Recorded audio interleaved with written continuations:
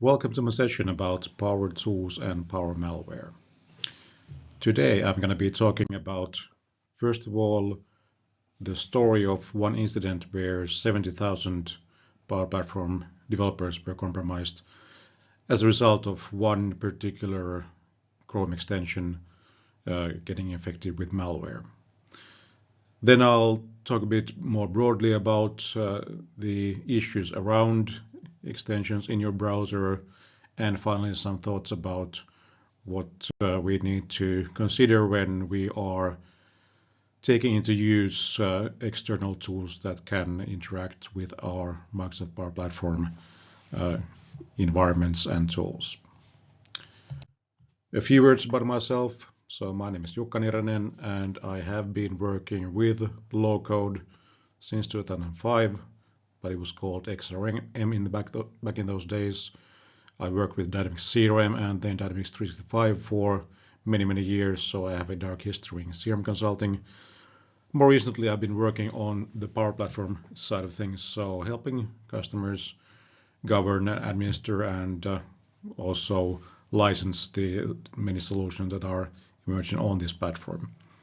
I'm working for my own company called Niranen Advisory, and if you want to learn more about what I work with, what are my thoughts around Microsoft ecosystem, then be sure to check out my newsletter at perspectives.plus address. So to the actual topic of today, malware, and how in particular the Chrome Web Store is used as a distribution channel for malicious code today. Why do we need tools for Power Platform in our browser? Well, first of all, if you are working with Power Apps, Power Automate, and so on, if you do that for a living, you probably know that the tools that Microsoft provides are not going to be the perfect fit for you. They are pretty good for newcomers, so business users, citizen developers who want to get to know the tools, and today there's plenty of co-pilots there to help you get started. They are great when you need to just build something, but when you know that you want to build exactly this, you have a specification, you have designed your solution, and you want to bring that to life, then it's not the most productive environment possible for that kind of work. It is a customizable platform, so we could of course create our own admin user interfaces for that platform, and some people do, but there's lots of work involved in ensuring that they are deployed everywhere. There's a lot more lightweight approaches to use the browser. We do everything via the browser pretty much in these technologies, so yeah, if we can tap into that and create a new user interface that's a better fit for us, then people are going to be interested in trying them out. And we can see that interest in the number of tools that are available in the various browser extension web stores. Here in Chrome Web Store, we can search for Power Apps or Dynamics 365 in the name and get a bunch of interesting tools that are aimed at people who build solutions with these technologies. These usually address the gaps that aren't going to be likely for Microsoft to address. So there's definitely a growing market for them as the adoption of these tools grows. Now, one tool in particular that I'm going to be now talking about, where the incident occurred, CRM Power Pane, or Dynamics 365 Power Pane, as it has since then been renamed, has been a popular extension in the ecosystem for many years. We can see the GitHub repo here for that project, and from this screenshot you can see that actually that repo has not been updated for 3 years now.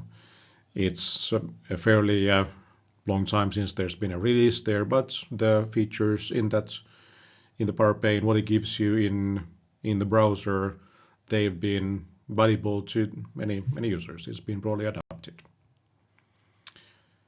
And then one day users who had that extension in their Chrome browsers got a notification from Google saying that this extension contains malware and that it was disabled and you couldn't use it anymore.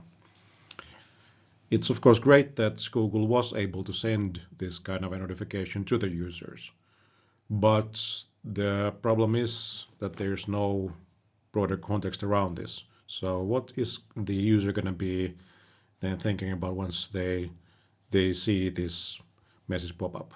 Of course, it could be a bit shocking that you have malware, but then it's disabled and so life goes on. Did the users actually learn anything about this incident? I didn't have that extension in my Chrome browser, but I began to look deeper into that particular incident and discovered that it was actually a part of a much bigger scam.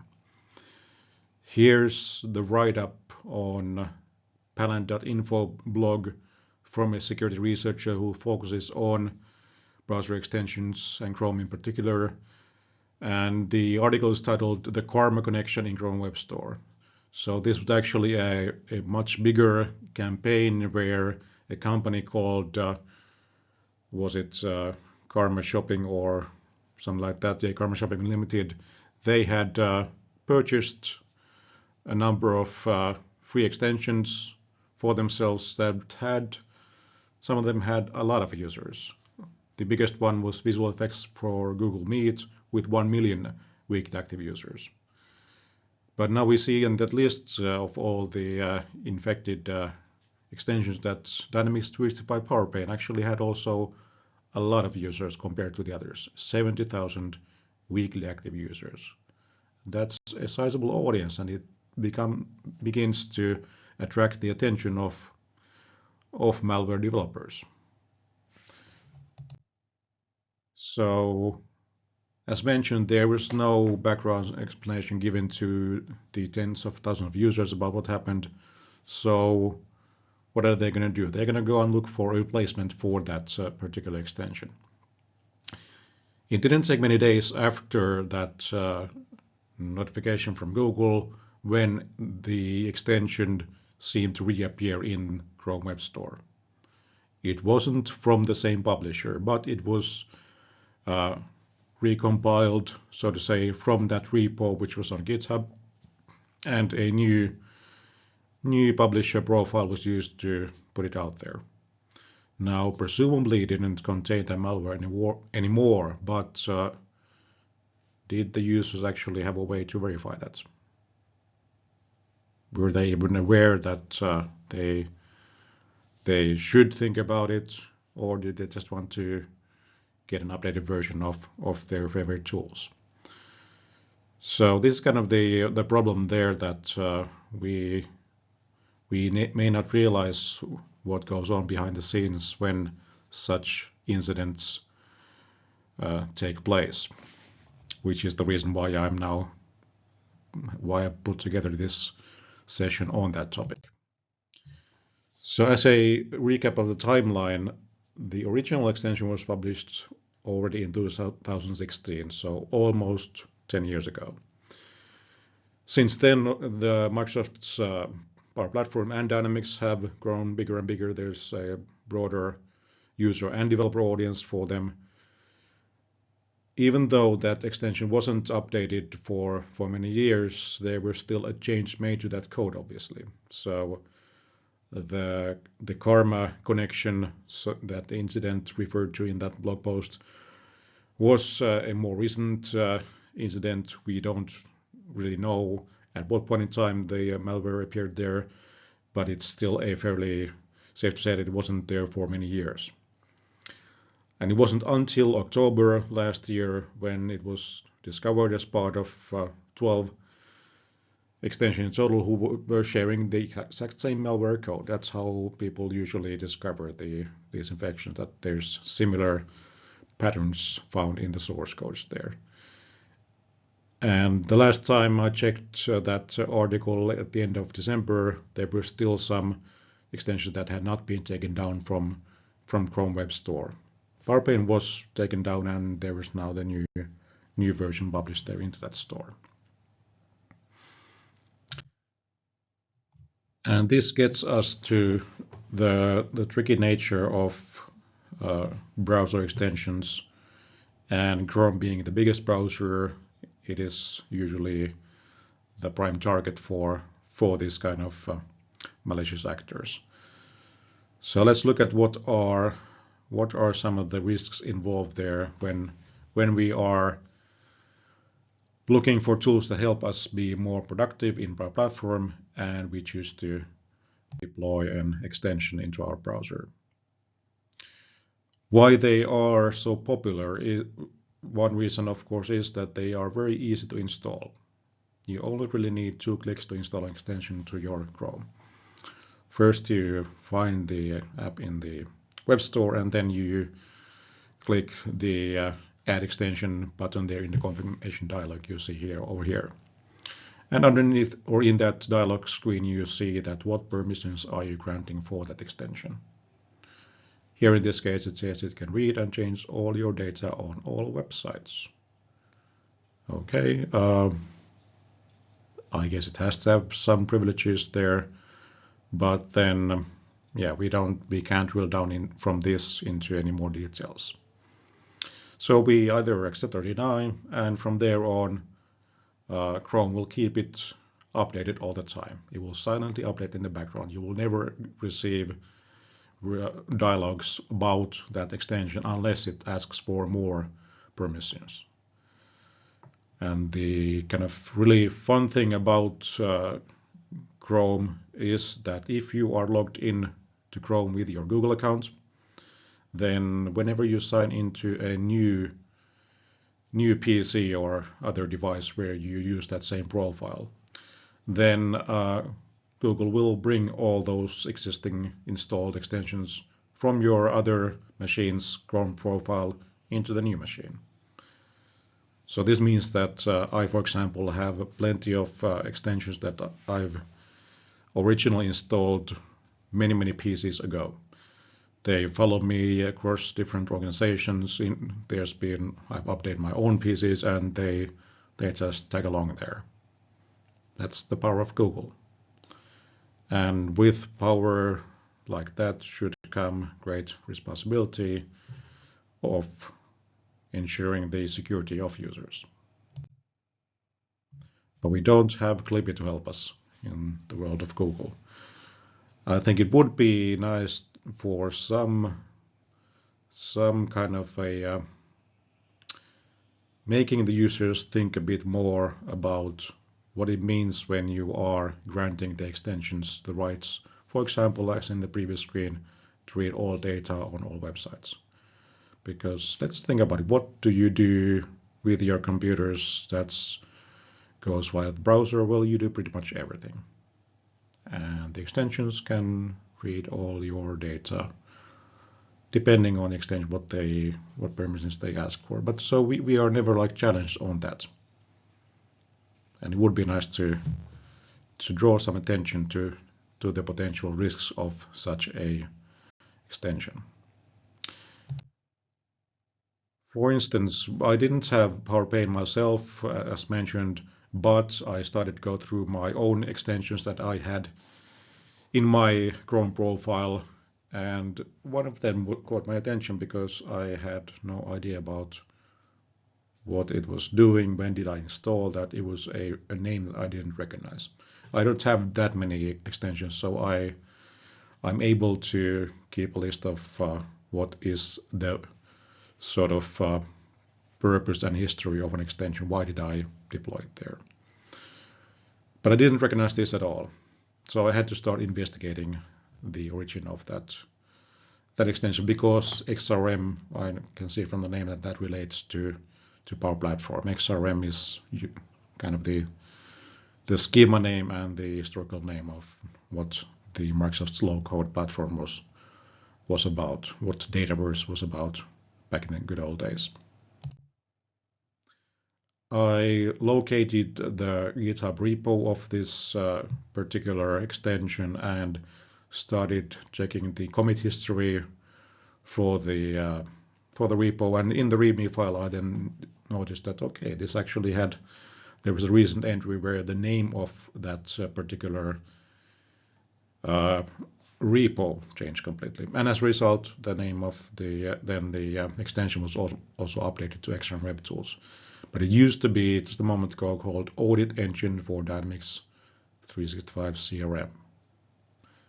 So reading through the contents there, it was obvious that the developer of this particular extension had pivoted to a new use case. So it was a fairly new extension, and yeah, people do experiment and change things around, and they may stick to using the same instance of an extension in Chrome Web Store.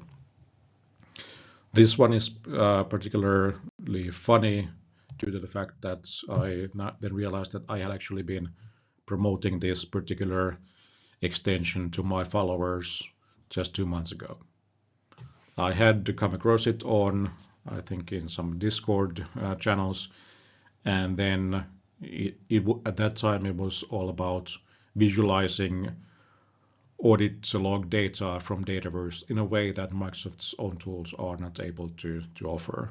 Microsoft hasn't touched them for over a decade, so there's plenty of innovation that could be done to make it more valuable and create a better UI for it. So I promoted this as an example of what the community can do when Microsoft ignores their own products. But yeah, so I posted this and it got over 30,000 impressions on LinkedIn, lots of reactions. So I was probably responsible for some of the existing install base of that current extension there, but I had no idea that it was called External Web Tools these days. And that is a good illustration of how once you get into the browser of a user, then the user is not going to notice how the extension evolves.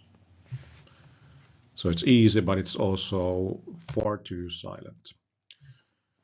We don't get much details from Chrome as the end users of these extensions, but I did discover this website called chrome-stats.com, which provides a nice inventory of all the extensions, including some removed ones which have been in the Chrome Web Store. And they provide you data on popularity and versions and updates and all that. But they also give out these risk scores for risk impact and risk likelihood. In this example, for the External Web Tools, the website has evaluated that the risk impact is low due to the permissions, but then the risk likelihood is higher. So the risk that it would turn malicious is considered high because it doesn't really have a long verified history yet, and there's only a single 5-star rating for it. It could even be me that I gave that rating to the extension. I didn't check that out actually. What do these permissions that we see here then mean? So this is now for the Power Pane extension that was removed. It's actually different compared to what is currently in the Web Store, which is part of the kind of problem here. But we see that the permissions given to it are active tab, scripting, and storage. What do these actually then mean?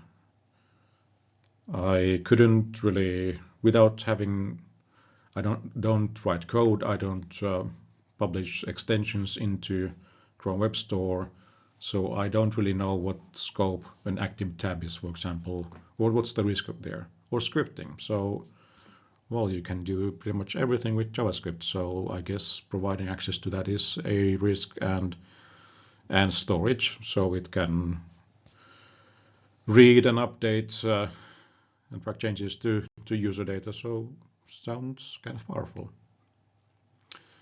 Now, this is an example of a situation where LLMs come in handy. So I asked ChatGPT about this. So given this information, given these permissions, how could I exploit these permissions if I was a developer of a browser extension and I wanted to do something malicious with it. The examples that ChatGPT gives are very interesting. I'm not sure if they are all completely true, of course, but they should make you think about these risks. So first of all, data harvesting from model-driven apps or admin portals. They could be collecting things like API keys or data, of course, from your business applications, from Dataverse when it's viewed in the browser. They could be creating fake interfaces within the trusted frame of Microsoft's tooling there to trick users into entering their credentials into wrong dialog windows, for example. They could be collecting your credentials. There might be keyloggers there. And more examples, they could be doing unauthorized API calls using your identity. And when you are the developer of solutions, which is the target group for these extensions, then yeah, you probably have lots of permissions. You can access APIs that can be harmful when given access to the wrong parties. We could go further and use this for injecting, for example, elements into the solutions that are extracted from developer environments. We could manipulate the client-side business logic there. So plenty of risks involved there. Even if we wouldn't have an example of an extension yet doing these things, then we are granting them the rights. That is a possibility. And for drilling further into these risks, there is the OWASP project for browser extension security vulnerabilities that provides you a top 10 list of things to then consider. I'm not technical enough to really then drill into details of this side. I'm working more on the low-code side of OWASP. So, but definitely there should then be some interaction with these kind of groups to think about the potential of misuse for such extensions that are targeting the low-code, no-code audience.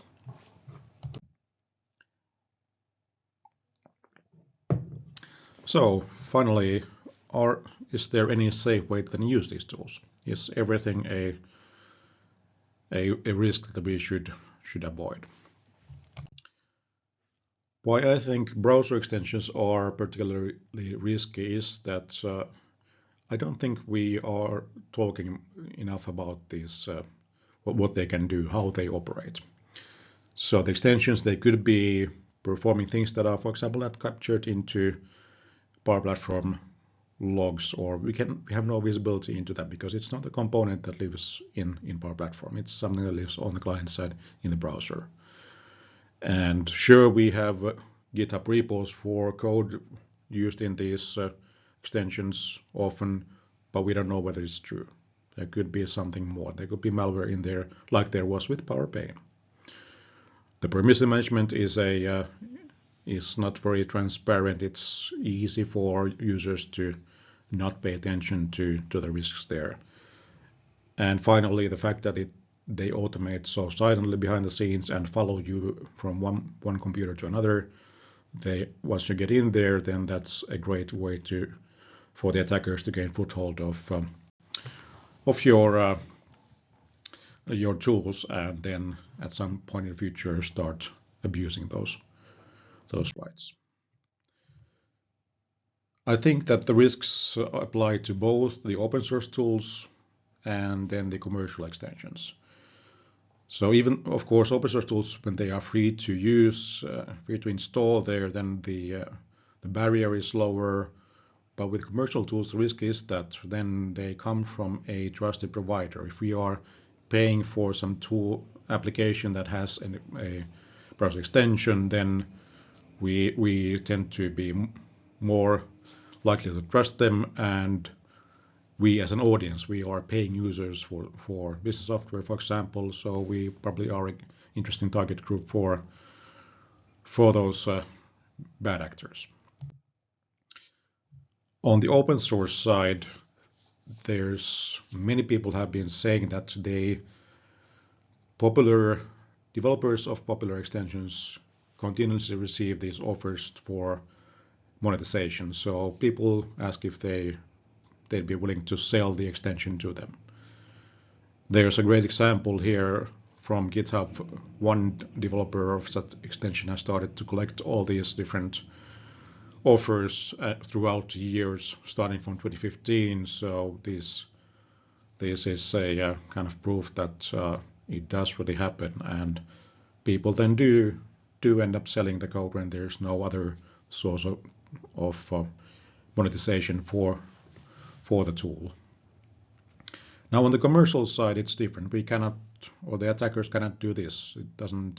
People are not going to sell their proprietary software that's part of a product, but then it happens through other means. This Christmas, on Christmas Eve, there was a very unfortunate broad incident where the developers of a Chrome extension from Cyberhaven, a cybersecurity company, they got targeted with a phishing email campaign, and it was sent to the public support email addresses of those extensions. You can get them from Chrome Web Store. And so the developer was sent a very convincing looking email saying that if you don't comply with these new rules from Google, so then the extension will be removed, and please follow these steps. And they had this privacy policy extension that they claimed that Google needs to now be given authorization for this extension to access your extension code. So it was a legit dialogue. It was hosted on google.com, and even though the developers had MFA enabled, there was nothing that could do to stop them, because once they consented to that access, then they gave away the admin rights for that extension, and the attackers were quick to then modify the code, and as a result, malware was spread to, was it 400,000 users of that extension almost immediately, behind the scenes, silently. And this doesn't only the risks are not only about browser extensions. As developers of low-code solutions, people tend to also use Visual Studio Code for many things, and they have extensions as well there. Now, how is that compared to Chrome Web Store? Well, there are a lot of extensions, a lot of installs. So, and there's stats that every developer has on average 40 extensions in their VS Code. So it's more common even than in browsers. And there was a recent study that found over 1,000 extensions that included known malicious dependencies packaged in them. And there were 229 million installs for those extensions.